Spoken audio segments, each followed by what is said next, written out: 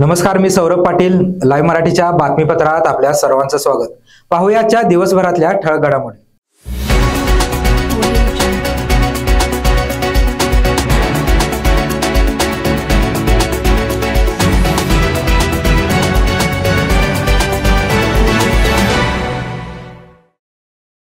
White army आणि शिवाजी विद्यापीठ शिवसहायता आपत्ती व्यवस्थापन केंद्र NSS विभागाच्या संयुक्त विद्यमाने आपत्ती व्यवस्थापन महायोद्धा पुरस्कार सोहळा आयोजित केला होता.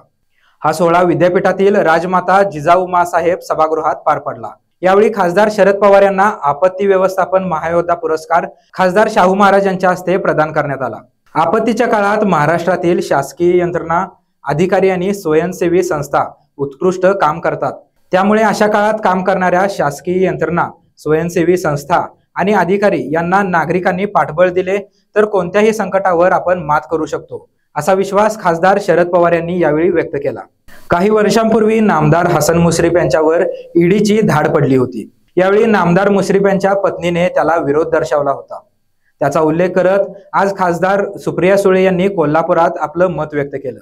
यावेळी खासदार सुप्रिया सुळे यांनी तुमच्या कोल्हापुरातील सर्वच महिला महाराणी ताराराणी असल्याचं संबोधलं. कागल किंवा ह्यांच्याकडे म्हणजे मला कुणाच्या बद्दल काही बोलायचं नाहीये, पण काहीतरी फॅक्ट चेक करूया. आता ह्यांच्या विरोधात जे ग्रहस्थ आता आमदार झालेले आहेत ते किती वर्ष कुठे जाऊन आले आहेत हे सगळ्या माहिती आहे ना.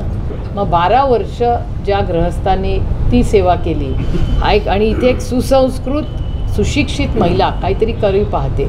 इथे पण म्हणजे मी स्वतः पाहिले आणि मी त्यांच्या बाजूनी किंवा असं बोलत नाही, पण मला त्या घरातल्या त्या महिलेचाच सार्थ अभिमान. कारण का ज्या पद्धतीने त्या लढल्या ईडीच्या विरोधात, मला अभिमान वाटतो त्या महिलेचा. आजही काय संघर्ष तिने केला असेल की आपल्या घरात ईडी येते पण ती म्हणली अजिबात ईडीने माझ्याकडे यायचं नाही, माझ्या नातवंडांचं दूध आल्याशिवाय मी ईडीच्या लोकांना आत घेणार नाही. हिंमत लागते त्याला बोलायला. मारायचं तर गोळी मारा. कुठल्या महिलेमध्ये अशी हिंमत आहे बघा. It's too good. म्हणजे मला त्यांच्यातून असं वाटतं, उत्साह येतो की बापरे, घरातले पुरुष जरी बाजूला कॉम्प्रोमाइज करायला तयार असतील तरी या घरातल्या महिला बघा, हे तुमच्या तारा राणींची माती आहे. त्या सगळ्या महिला स्ट्रॉंग आहेत कोल्हापूर. छत्रपती संभाजी महाराजांची शौर्यगाथा सांगणारा छावा हा हिंदी सिनेमा लवकरच प्रेक्षकांच्या भेटीला येणार आहे. नुकताच या चित्रपटाचा ट्रेलर समोर आला. या ट्रेलरमध्ये संभाजी महाराज आणि महाराणी येसुबाई हे दोघेही लेझिम नृत्य करत असताना दिसत आहेत. शिवप्रेमींना ही गोष्ट खटकली असून काही संघटनांनी याला विरोध केलाय. या वादावर आता संभाजीराजे छत्रपती यांची प्रतिक्रिया समोर आली. लेझिम खेळताना दाखवणं चुकीचं नाही, पण ते लेझिमवर नृत्य करताना दाखवले आहेत. सिनेमॅटिक लिबर्टी कितपत योग्य आहे यावर चर्चा होणं गरजेचं आहे, असं वक्तव्य संभाजीराजेंनी यावेळी केलं. खेळणं हे काही चुकीचं नाहीये.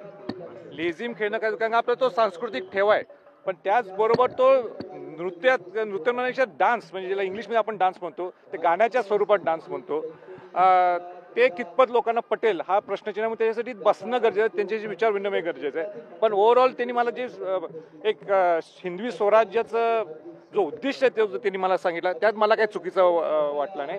पण तरी त्यांना मी स्पष्ट सांगितलं होतं, आमचे लोक इतिहासकार किंवा जे जाणकार लोकांनी हे पाहणं गरजेचं आहे. मी त्यांची वाट पाहायला लागलेलो आहे, ते आपल्याला बोलवतील.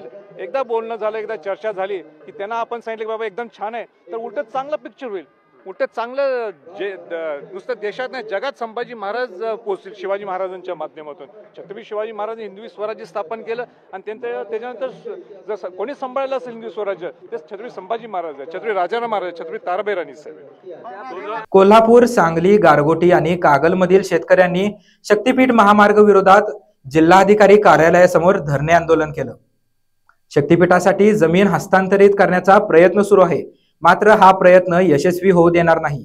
त्यासाठी तीव्र आंदोलन उभे करण्यात येईल, असा इशारा शक्तीपीठ महामार्ग विरोधी संघर्ष समितीचे समन्वयक गिरीश मुंडे यांनी दिलं. तर शिवाजी मगदुम यांनी राजकर्त्यांनी कितीही दबावाचं राजकारण केलं तरी शेतकऱ्यांना रस्त्यावर आणणारा हा शक्तीपीठ महामार्ग आम्ही कोणत्याही परिस्थितीत होऊ देणार नसल्याचं यावेळी सांगितलं.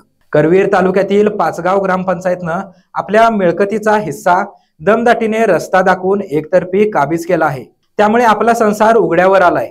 या विरोधात रंजना बाळासाहेब कल्याणकर आणि त्यांच्या परिवारानं जिल्हाधिकारी कार्यालयासमोर प्रतिकात्मक संसार मांडून आपला निषेध व्यक्त केला.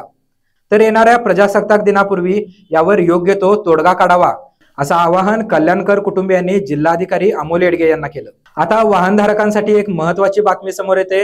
वाहनधारकांना कार किंवा बाईकची कागदपत्रे आता सोबत बाळगण्याची गरज नाहीये। वाहनांच्या कागदपत्रे पडताळणीत डिजी लॉकर मधील सॉफ्ट कॉपी संदर्भात रस्ते आणि वाहतूक मंत्रालयाने धोरण लागू केले, ज्यामुळे ट्रॅफिक टाळण्यासाठी सरकारनं सर्वसामान्यांना डिजी लॉकर ॲपची सुविधा दिली। IT ऍक्ट नुसार वाहन चालक ड्रायव्हिंग लायसन, वाहन नोंदणी प्रमाणपत्र आणि विमा अशी कागदपत्रे डिजी लॉकर ॲपच्या मदतीनं दाखवू शकतो, जे पूर्णपणे वैध मानलं जाईल, असं मंत्रालयानं यावेळी स्पष्ट केलंय। केंद्र सरकारनं सर्व परिवहन विभाग आणि वाहतूक पोलिसांना या संदर्भात सूचनाही दिलेत। कागदपत्रे नकारल्यास संबंधित वाहनधारक वाहतूक शाखेकडे तक्रार देखील करू शकतो। कोल्हापूर, सोलापूर, सांगली, सातारा, रत्नागिरी आणि सिंधुदुर्ग या 6 जिल्ह्यांसाठी मुंबई हायकोर्ट खंडपीठाच्या मागणीचा लढा गेली 30 ते 35 वर्ष सुरू आहे। यासाठी विविध स्वरूपाची आंदोलने देखील सुरूच आहेत। याचाच एक भाग म्हणून सिटीझन फोरमचे अध्यक्ष प्रसाद जाधव गेली 10 वर्षहून अधिक काळ मुंबई आंतरराष्ट्रीय मॅरेथॉनमध्ये भाग घेऊन आपली मागणी हायकोर्टमध्ये मांडत आहेत। यावर्षी सुद्धा मुंबई आंतरराष्ट्रीय मॅरेथॉनमध्ये भाग घेऊन आपला खंडपीठाचा लढा तीव्र करण्याचा निर्धार करत त्यांनी दौड पूर्ण केली। ते सातत्यानं भाग घेत असल्यामुळे यावर्षी त्यांचा लिजंड क्लबमध्ये समावेश केला होता। त्यांनी मॅरेथॉनमध्ये सर्वांचे लक्ष वेधून घेतले। पेठ वडगाव पोलीस ठाण्याच्या हद्दीत बेकायदेशीर 3 पत्ती जुगार अड्डा, क्लब, ऑनलाईन कॅसिनो आणि बेकायदेशीर गावठी दारू अड्डे आणि मटका तत्काळ बंद करावेत, अन्यथा 26 जानेवारी रोजी पोलीस ठाण्यासमोर आत्मदहन करणार, असा इशारा महाराष्ट्र नवनिर्माण वाहतूक सेना शहराध्यक्ष प्रवीण माने आणि युवा सेना हातकणंगले तालुका उपप्रमुख अक्षय माने यांनी निवेदनाद्वारे पेठ वडगाव पोलिसांना दिला। हातकणंगले तालुक्यात पेठ वडगाव पोलीस ठाण्याच्या हद्दीमध्ये राजरोसपणे हे बेकायदेशीर व्यवसाय कायदा धाब्यावर बसून सुरू आहेत। यामुळे विद्यार्थी वाम मार्गाला लागत आहेत। नशा करणाऱ्या लोकांमुळे महिलांची छेडछाड करण्याचे प्रकार वाढत आहेत। हे धंदे तत्काळ बंद करावेत, अशी मागणी यावेळी करण्यात आली।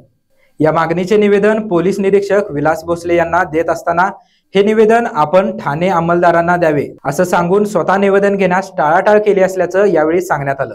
बॉलिवूड अभिनेता श्रेयस तलपदे आणि आलोकनाथ यांच्या विरोधात FIR दाखल करण्यात आले। ही FIR हरियाणाच्या सोनीपतमध्ये दाखल करण्यात आली।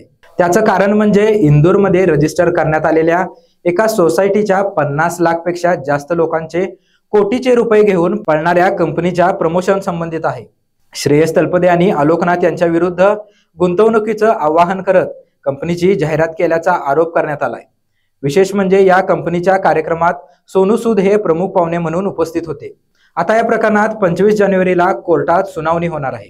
पुणे शहरात गुन्हेगारी वाढत असताना नेत्यांच्या वर्चस्वामुळे अनेक घटना समोर येत आहेत। यातच आता लोकप्रतिनिधींच्या मुलांची रस्त्यावर थेट मुजोरी पाहायला मिळते। पुण्याचे माजी उपमहापौर आबा बागुल यांचा मुलगा हेमंत बागुल यांनी गाडीला धडक दिल्याच्या कारणावरून एका सर्वसामान्य नागरिकाला मारहाण करत गोळी घालण्याची धमकी दिली। हा सर्व प्रकार बंद गार्डन पोलीस स्टेशनच्या हद्दीत घडला असून त्याचा CCTV फुटेज समोर आलाय। या प्रकरणी बंद गार्डन पोलीस स्टेशनमध्ये हेमंत बागुल याच्या विरोधात गुन्हा दाखल करण्यात आलाय। या घटनेची फिर्याद फैयाज सय्यद यांनी दिली। तर या होत्या आजच्या ठळक घडामोडी। अशाच नवनवीन घडामोडी पाहण्यासाठी पाहत रहा लाईव्ह मराठी।